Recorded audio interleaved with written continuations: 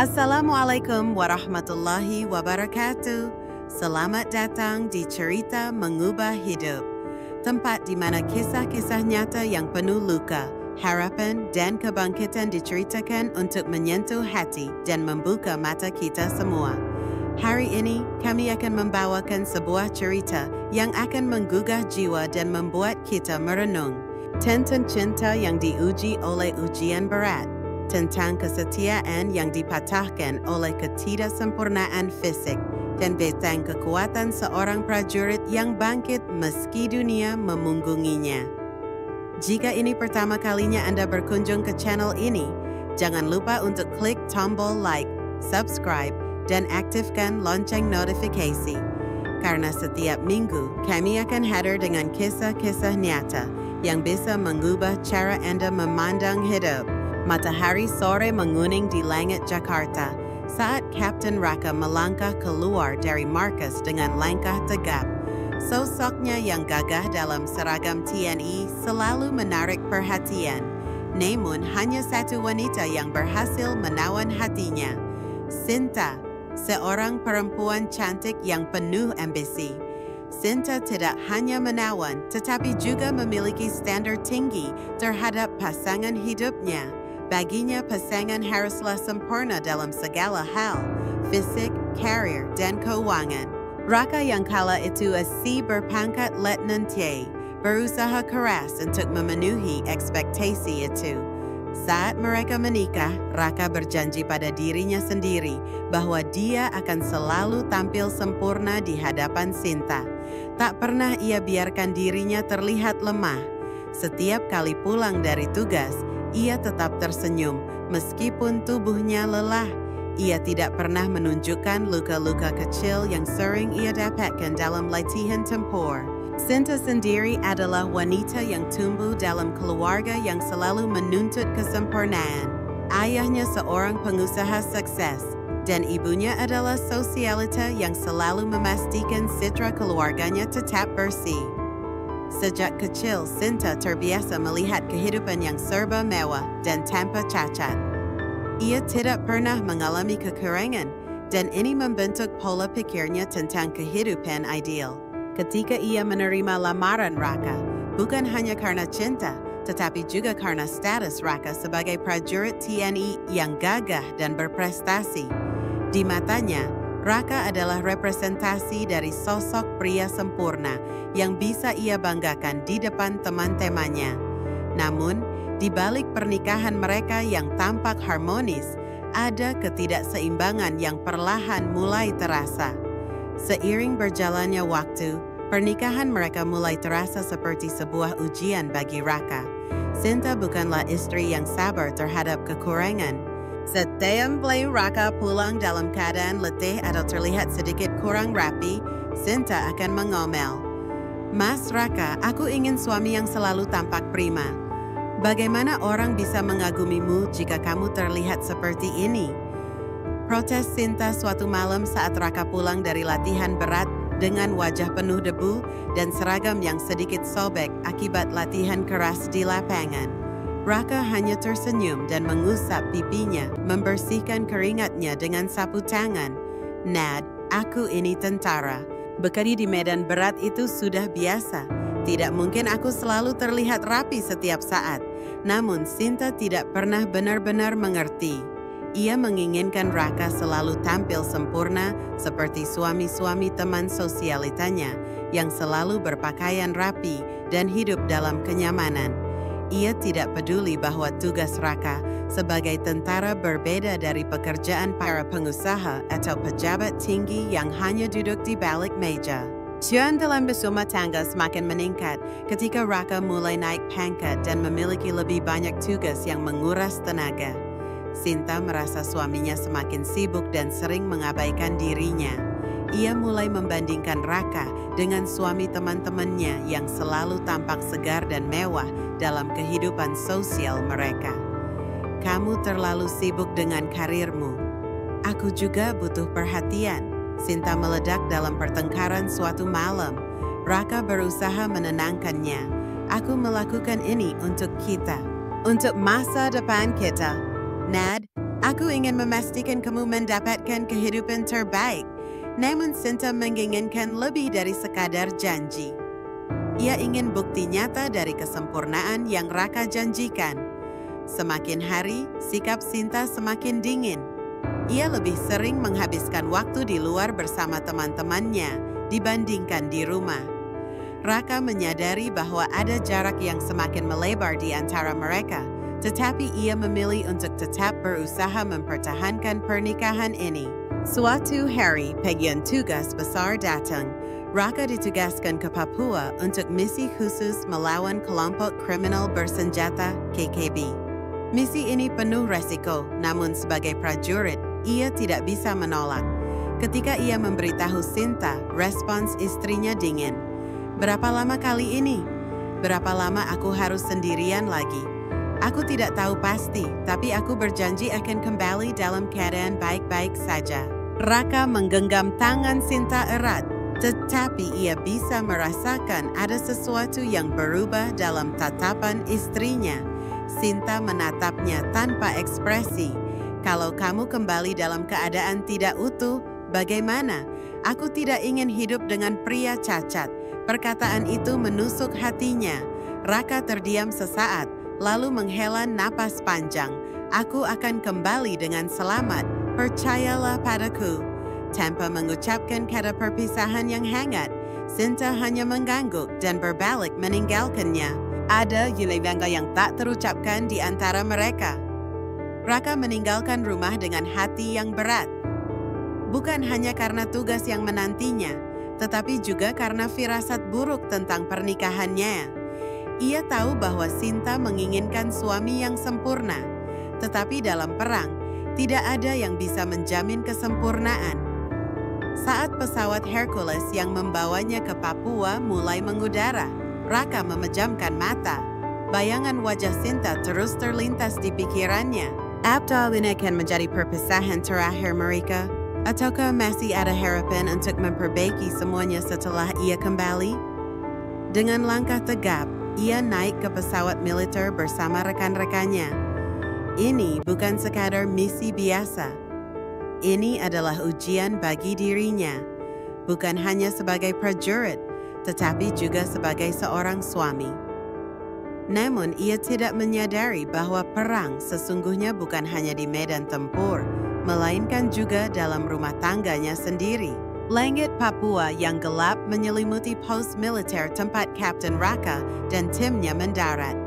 Udara dingin menusuk kulit, sementara deru mesin pesawat yang mulai lepas landas semakin mengecil di kejauhan. Dari landasan yang berbatu, Raka melihat ke sekeliling. Di kejauhan, bukit-bukit hijau membentang, tertutup kabut tipis yang mengintai, seperti tirai misterius. Wilayah ini bukan tempat biasa, ini adalah medan perang. Misi mereka las, menumpas kelompok kriminal bersenjata, KKB, yang telah mengancam warga sipil dan aparat keamanan selama berbulan-bulan. Mereka adalah kelompok bersenjata yang memiliki persenjataan hasil penyelundupan dan mengenal medan lebih baik dari siapapun. Seringkali mereka menyerang secara gerilya dan menghilang di antara rimbunnya hutan Papua. Kapten Raka, semua anggota telah bersiap. Ujar Letnan Tama, perwira muda yang berada di bawah komando Raka. Wajahnya tegang, menunjukkan betapa seriusnya misi ini. Raka berdiri di tengah lapangan berumput, mendengarkan pengarahan dari komandannya, Mayor Yudhistira. "Tim kita akan menyusuri wilayah pegunungan. Hati-hati dengan jebakan dan serangan mendadak. Mereka mengenal medan lebih baik dari kita. Jangan lengah.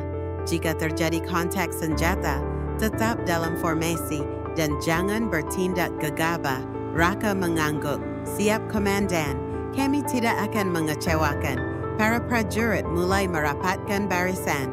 Dengan langkah mantap, mereka masuk ke kendaraan taktis yang akan membawa mereka lebih dekat ke garis depan pertempuran. Setelah 2 jam perjalanan dengan kendaraan taktis, tim Raka akhirnya mencapai titik awal penyisiran. Mereka turun satu persatu dan mulai berjalan dengan formasi tempur. Pepohonan raksasa menjulang tinggi, menutupi langit dan menciptakan bayangan gelap yang menambah kesan mencekam. Langkah-langkah mereka berhati-hati.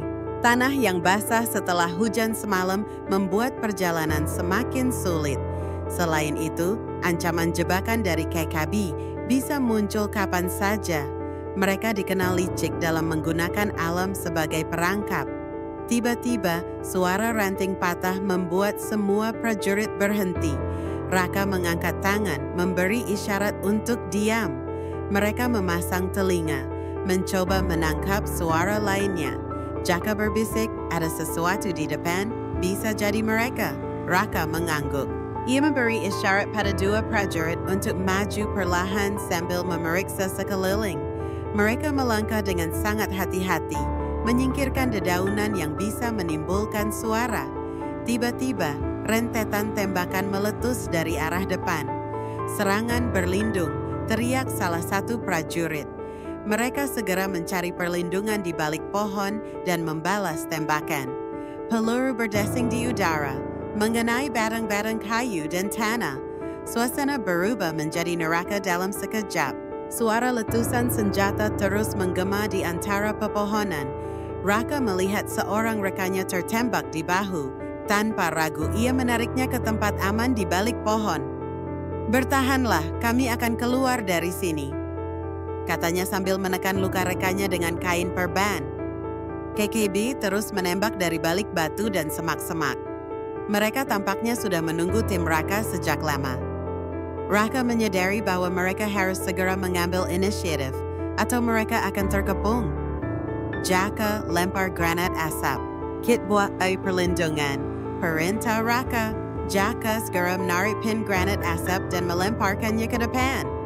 Dalam hitungan detik, kabut putih mulai menyelimuti Raka, mengaburkan pandangan lawan. Bergerak ke kanan, jangan sampai terjebak. Dengan sigap, mereka berpindah posisi sambil tetap berjaga. Suasana menjadi kacau. Teriakan dan suara tembakan bercampur menjadi satu. Tiba-tiba, Raka melihat sosok bersenjata di kejauhan menggerakkan senapan ke arah mereka. Tanpa berpikir panjang, ia menekan pelatuknya. Peluru melesat mengenai musuh yang langsung terjatuh. Namun bahaya belum berakhir. Saat Raka dan timnya berusaha mundur ke posisi yang lebih strategis, tiba-tiba tanah di bawah kakinya terasa goyah. Longsoran kecil terjadi membuatnya kehilangan keseimbangan. Raka hati-hati teriak Jaka, tetapi sudah terlambat. Raka merasakan tubuhnya melayang ke belakang. Ia mencoba meraih sesuatu, tetapi tangannya hanya menangkap udara kosong. Ia jatuh ke jurang curam. Tubuhnya menghantam bebatuan di sepanjang dinding jurang. Rasa sakit luar biasa menjalar dari punggung dan kakinya. Nafasnya tersengal. Ia mencoba bergerak, tetapi tubuhnya terasa kaku dan nyeri. Dari atas, suara tembakan masih terdengar. Ia mendengar teriakan rekannya yang mencoba mencari cara untuk menyelamatkannya. Namun, kesadarannya mulai menghilang. Pandangannya berputar, dan dalam hitungan detik, semuanya berubah menjadi gelap. Raka tergeletak di dasar jurang. Hanya suara desairan angin yang menemaninya. Pepohonan di atas tampak bergoyang tertiup angin, tetapi ia tak bisa menggerakkan tubuhnya. Sakit yang luar biasa menjalar dari pinggang ke bawah. Ia mencoba meraih radio komunikasinya, tetapi alat itu rusak akibat benturan saat jatuh. Sial, gumamnya lemah. Ia tahu bahwa jika tidak ditemukan dalam beberapa jam ke depan, kemungkinan besar ia akan mati di sini. Dengan sisa tenaga, ia mencoba meraih pistolnya sebagai alat pertahanan jika musuh datang. Waktu berlalu, langit mulai gelap, menandakan malam akan segera datang. Raka menatap langit yang mulai dipenuhi bintang. Pikirannya melayang pada Sinta. Apakah ia akan menangis jika tahu dirinya dalam bahaya? Atau mungkin ia tak peduli? Saat pikirannya semakin kacau, ia mendengar suara langkah kaki mendekat. Apakah itu tim penyelamat atau musuh? Jantungnya berdetak lebih cepat. Ia mengangkat pistol dengan sisa tenaga. Jika itu musuh, ia akan bertarung sampai napas terakhir. Namun, sebelum ia sempat memastikan siapa yang datang, pandangannya semakin kabur. Kesadarannya perlahan menghilang. Di detik-detik terakhir sebelum gelap, ia hanya bisa berharap seseorang menemukannya sebelum terlambat. Di rumah sakit militer, Kapten Raka terbangun dengan kepala berat dan pandangan kabur. Langit-langit putih rumah sakit rasa asing. Begitupun dengan suara alat medis yang berbunyi pelan di sekelilingnya. Ia mencoba menggerakkan kaki, tapi tidak ada reaksi. Panik, ia mencoba lagi. Namun, yang ia rasakan hanyalah keheningan dari pinggang ke bawah.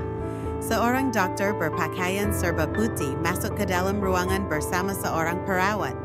Wajah dokter itu penuh dengan ekspresi serius. Tanda bahwa kabar yang akan disampaikannya bukanlah sesuatu yang menyenangkan. Kapten Raka, kata dokter itu dengan nada tenang. Kami sudah melakukan operasi dan perawatan terbaik untuk Anda. Namun cedera di tulang belakang Anda sangat parah. Sayangnya Anda mengalami kelumpuhan dari pinggang ke bawah. Dunia Raka seakan berhenti berputar. Tangannya mencengkeram seperai, mencoba mencari pegangan di tengah kenyataan pahit yang baru saja ia dengar. Tidak mungkin, gumamnya. Kami mengerti ini berat, Kapten. Tapi yang terpenting sekarang adalah fokus pada pemulihan dan rehabilitasi. Lanjut dokter itu. Raka mengalihkan pandangannya ke jendela. Di luar, matahari bersinar cerah, kontras dengan hatinya yang terasa gelap dan hancur. Ia menghela napas panjang. Sebagai tentara, kehilangan kemampuan bergerak berarti kehilangan sebagian besar identitasnya. Tapi lebih dari itu, ia memikirkan bagaimana reaksi istrinya, Sinta. Setelah berhari-hari menjalani perawatan, Raka akhirnya diberi izin untuk menghubungi keluarganya. Dengan tangan gemetar, ia mengambil ponsel yang diberikan oleh perawat dan mengetik nomor istrinya. Nada sambung berbunyi, detik-detik terasa seperti selamanya. Lalu, suara yang begitu ia rindukan terdengar. Halo, suara Sinta terdengar lembut. Seperti biasa. Raka, akhirnya kamu menelpon. Aku sangat khawatir. Bagaimana kondisimu? Raka menelan ludah. Ini adalah saat yang paling ia takutkan. Sinta, aku masih hidup, tapi aku lumpuh. Aku nggak bisa jalan lagi, katanya lirih, hening. Tidak ada jawaban dari seberang sana. Jantung Raka berdegup lebih cepat. Sinta, panggilnya dengan nada cemas. Jadi, kamu nggak bisa jalan lagi? Suara Sinta terdengar datar. Bukan ada khawatir atau sedih, melainkan ragu dan penuh kebingungan. Iya, aku akan pulang dalam kondisi seperti ini. Tapi aku akan tetap berusaha untuk. Aku nggak tahu harus bilang apa. Suara Sinta terdengar gelisah. Raka, aku butuh waktu untuk berpikir dulu. Kita bicara nanti. Telepon terputus. Raka menatap layar ponselnya dengan perasaan yang sulit dijelaskan. Hatinya terasa diremas. Ia berharap Sinta akan berkata sesuatu yang lebih menenangkan, lebih meyakinkan. Tapi nyatanya yang ia dapatkan hanyalah keraguan. Sebulan kemudian setelah berbagai pemeriksaan dan terapi, Raka akhirnya dipulangkan. Dengan kursi roda yang kini menjadi bagian dari dirinya, ia kembali ke rumah dengan perasaan campur aduk. Perjalanan menuju rumah terasa lebih panjang dari biasanya. Dalam pikirannya, ia mencoba menyiapkan diri untuk segala kemungkinan. Mungkin Sinta butuh waktu untuk menerima kondisinya. Mungkin ini hanya keterkejutan sesaat. Ia harus sabar. Namun, begitu mobil militer yang membawanya berhenti di depan rumahnya, hatinya mencelos. Di depan pintu rumah, Sinta berdiri dengan wajah datar. Tidak ada senyum, tidak ada air mata kebahagiaan yang biasanya ada setiap kali ia pulang dari tugas panjang. Raka, suara Sinta lirih, tapi penuh ketegasan. Aku nggak bisa hidup dengan seseorang yang cacat. Aku butuh suami yang bisa melindungiku, bukan yang harus aku rawat seumur hidup. Raka merasa seperti ditusuk dari belakang. Sinta, aku ini suamimu. Aku masih Raka yang sama. Sinta menggeleng. Maaf, aku sudah membuat keputusan. Kita cerai. Aku sudah menemukan seseorang yang lebih sempurna untukku. Dunia Raka runtuh dalam sekejap. Busin hina dicampakkan. Raka bahkan tidak diizinkan masuk ke rumahnya sendiri. Barang-barangnya sudah dikemas dalam beberapa kardus dan diletakkan di teras. Aku nggak mau anak-anak melihatmu dalam kondisi seperti ini, kata Sinta dingin. Lebih baik kamu pergi. Raka menatap wajah wanita yang pernah ia cintai itu, mencari tanda-tanda belas kasih. Tapi yang ia lihat hanyalah ketegasan yang tak bisa digoyahkan. Seorang pria muncul dari balik pintu. Pria itu tinggi, tegap, dan jelas bukan orang sembarangan. Raka segera mengenali siapa dia. Kenzo, seorang pengusaha kaya yang dulu pernah mendekati Sinta sebelum mereka menikah. Sinta sekarang bersamaku Raka, kata Kenzo dengan nada mengejek. Dia berhak mendapatkan yang terbaik. Darah Raka mendidih. Tapi ia tak bisa berbuat apa-apa. Ia hanya bisa menatap Sinta dengan tatapan penuh kekecewaan. Aku harap kamu bahagia, Sinta, katanya akhirnya, sebelum memutar kursi rodanya dan pergi menjauh. Malam itu, Raka menginap di sebuah rumah singgah militer.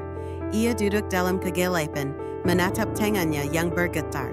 Selama ini, ia selalu kuat. Ia menghadapi musuh di medan perang, menghadapi bahaya setiap hari.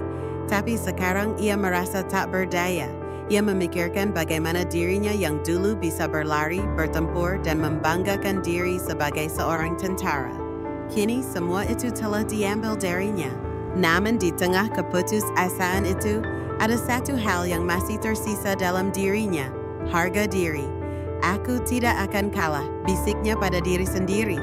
Ia tidak akan membiarkan nasib mengalahkannya. Tidak sekarang, tidak pernah. Malam pertama setelah diusir dari rumahnya terasa begitu menyiksa bagi Raka. Ia duduk sendirian di rumah singgah militer, menatap langit-langit dengan mata kosong. Pikiran tentang Sinta dan kehidupannya yang hancur terus menghantuinya. Bayangan saat ia masih berdiri gagah dalam seragamnya, kini terasa seperti mimpi yang perlahan memudar.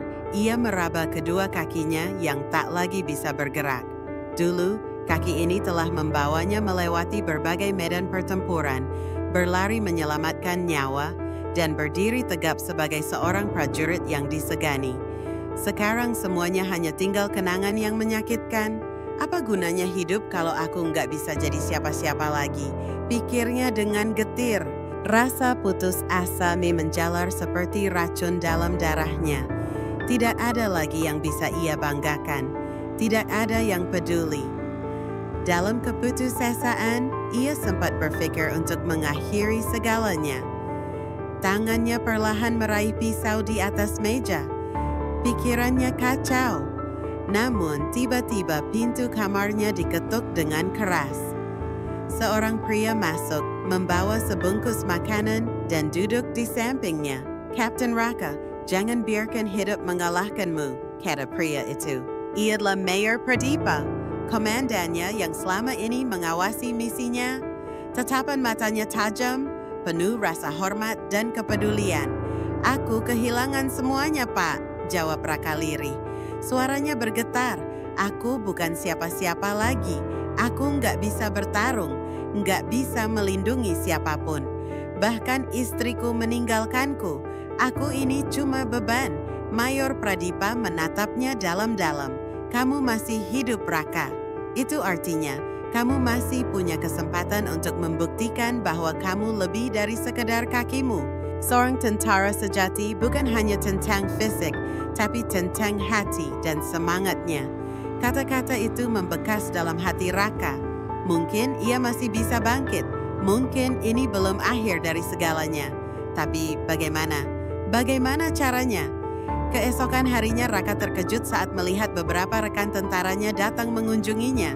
Mereka membawa berbagai barang, pakaian, makanan, bahkan beberapa perlengkapan latihan untuk rehabilitasi.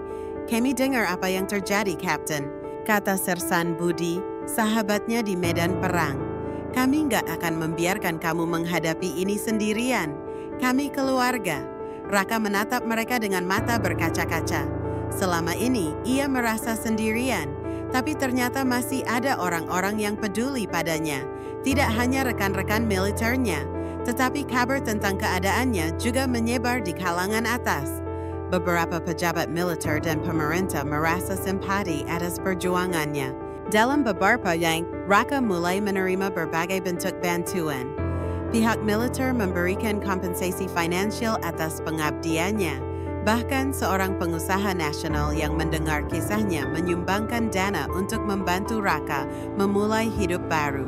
Tawaran pekerjaan pun berdatangan, namun Raka belum tahu harus menerima yang mana. Namun yang paling mengharukan adalah ketika seorang veteran perang tua datang menemuinya. Saya juga pernah mengalami hal yang sama, kata pria itu sambil menunjukkan kaki palsunya. Tapi hidup tidak berhenti hanya karena kita kehilangan sesuatu. Kadang, kehilangan adalah awal dari sesuatu yang lebih besar. Perlahan semangat Raka mulai kembali. Ia tidak ingin terus terpuruk. Ia ingin membuktikan bahwa ia masih bisa berbuat sesuatu. Dengan dana yang ia terima, Raka mulai berpikir untuk berwirausaha. Ia mengingat betapa ia selalu suka dengan dunia teknologi dan elektronik. Meg, ia memutuskan untuk membuka sebuah bengkel servis alat elektronik kecil-kecilan.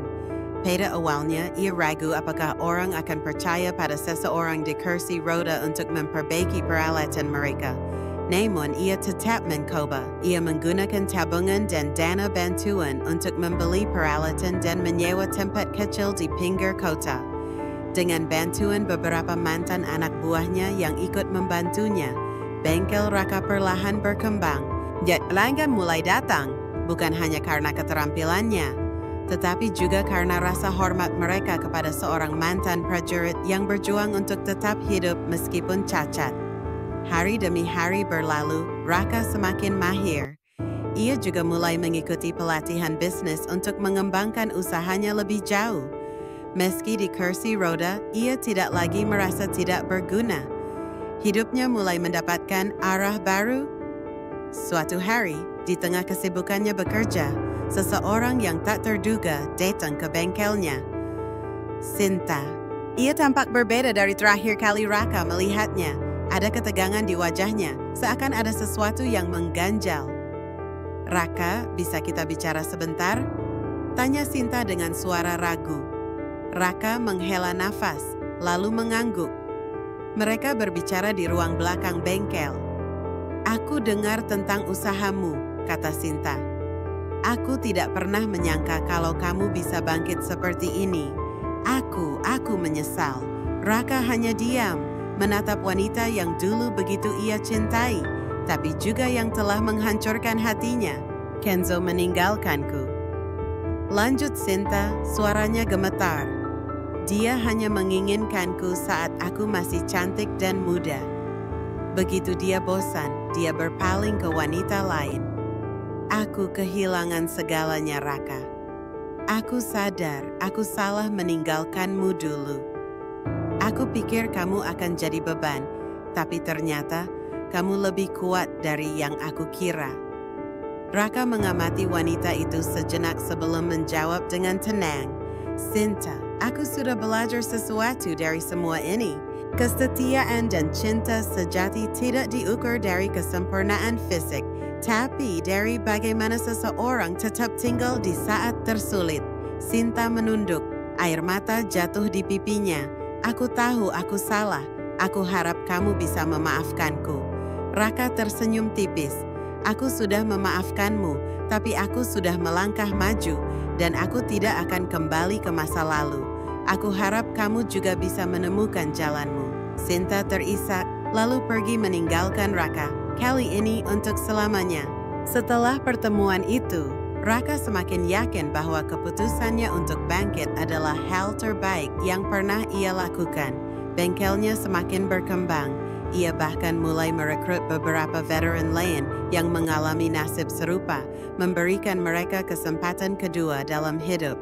Suatu hari, seorang perwira militer datang ke tokonya dengan tawaran yang mengejutkan.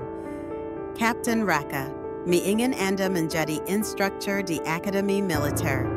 Para taruna bisa belajar banyak dari pengalaman Anda. Raka terdiam sejenak, lalu tersenyum. Tawaran itu adalah bukti bahwa meskipun tubuhnya tidak lagi sempurna, dirinya tetap dihargai. Ia telah membuktikan bahwa kehilangan bukanlah akhir, melainkan awal dari sesuatu yang lebih besar. Kini, ia siap menghadapi masa depan dengan penuh semangat dan keyakinan. Sahabat cerita mengubah hidup. Kisah ini bukan hanya tentang luka, tapi juga tentang harapan. Tentang seorang pria yang kehilangan segalanya, tapi menemukan kembali makna hidupnya melalui keberanian untuk bangkit. Karena sesungguhnya dalam hidup ini, kekuatan sejati tidak diukur dari sempurna atau tidaknya tubuh kita, tetapi dari seberapa besar hati kita memilih untuk tetap berjuang. Jika cerita ini menyentuh hati Anda, bantu kami menyebarkan inspirasi ini dengan menekan tombol like, share, dan subscribe. Dan tuliskan di kolom komentar. Apa arti kekuatan sejati menurutmu? Sampai jumpa di kisah berikutnya, hanya di Cerita Mengubah Hidup, tempat di mana setiap kisah membawa makna. Wassalamualaikum warahmatullahi wabarakatuh.